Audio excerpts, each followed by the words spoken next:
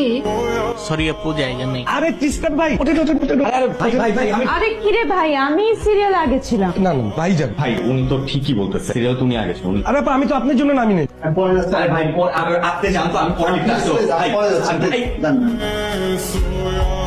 এই মামা যাবা? ভাইজান আছেন? আমি না আগে রাখলাম, আপনি ওনাকে কেন দিতেছেন? আমি যাকে নিতে আসছি তাকে বলবো না তো কাকে বলবো? ফাইজলামি নাকি? এখন আপনি যেটা মনে করেন। তুমি ওনাকে নিয়ে যাও, আমি হেঁটে চলে যাবো।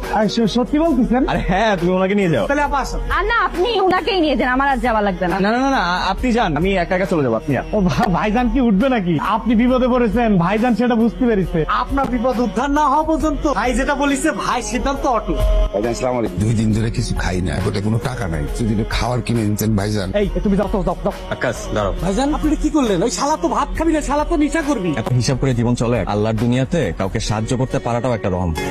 আপনার ভাইজান দার্শনিক কথা ভালো বললেও কিন্তু সে তো আসলে বোকা। সাহায্য করবে ঠিক আছে, কিন্তু তাই বলে 500 টাকা? আল্লাহ, এ তো একদিন 2 দিন না, যতবার ওই শালা এসেছে ওই সাহিবার মাত্রই 500 করে দিয়ে দিয়েছে। তার মানে তো সে শুধু বোকা না, সে তো মহা বোকা। আমি অবশ্য তাই ভেবেছিলাম। এই কান্নাকাটি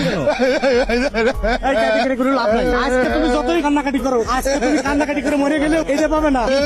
কাঁদতেছেন কেন? কেন কাঁদতেছেন? ভাইজান আপনি আমার মাফ করে দিয়ে ভাইজান। মাফ করলে কি করে? আজকে ভাইজান আপনি টাকা দিতে পারবেন না। কি হয়েছে? কি হয়েছে? ভাইজান আমি আপনার বোঝাই মনে করে মিশা কথা কয়ে টাকা দিতাম, আর কথা কয়ে কিন্তু করতাম নিয়ে ভাইজান। ও টাকা নিয়ে যে ড্যান্ডি খাইতো সেটা আমি জানতাম ভালো মতো। কি এখন বলেন? ভাইজান ভাইজান, আমি এই যে কথা দিচ্ছি ভাইজান, আমি আর কোনোদিন মিশা কথা কবো না, আমি নেশা করুন না, আপনি আমার মাফ করে আচ্ছা দিন, ঠিক আছে ভাইজান। ঠিক আছে, মাফ করে দেওয়ার কিছু নেই, আপনি নেশা করবেন না, এটা খুব ভালো কথা। আমার মাফ আপনি করে কাইন্ডেন দিন। না। আচ্ছা ঠিক আছে ঠিক আছে ঠিক আছে, আপনি কাইন্ডেন না, আপনি কাইন্ডেন না। ঘটনাটা কি ঘটেছিল? আল্লাহ জানে, কিন্তু আপা বিশ্বাস করে ওই ঘটনার পর থেকে ওই নেশাখোর আর নেশা করেই নি। আর কেউ বলতে পারবে না ও নেশা করে। আপনি মানেন আর না মানেন, ভাইজানের ভিতরে আধ্যাত্মিক ক্ষমতা আছে।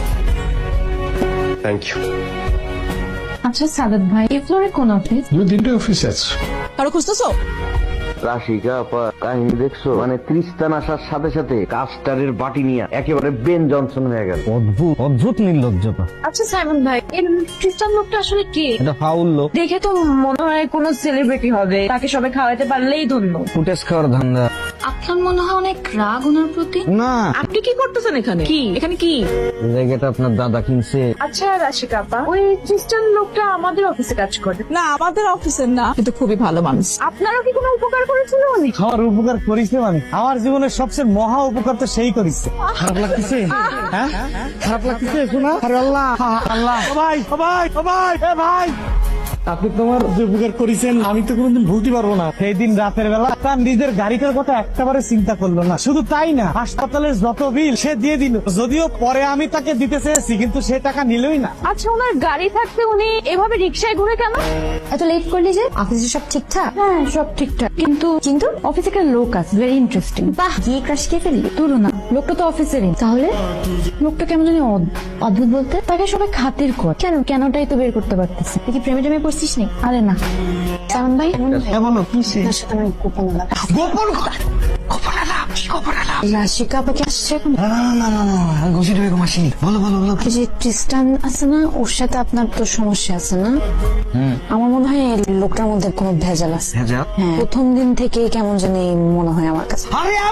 এই কথাটাই তো বার করে বুঝাতে চাচ্ছি, কেউ বোঝে না। এই যে ঘুষিটি বেগম। আরে শুধু রাশিকা আপা না, আরো অনেকেই আছে।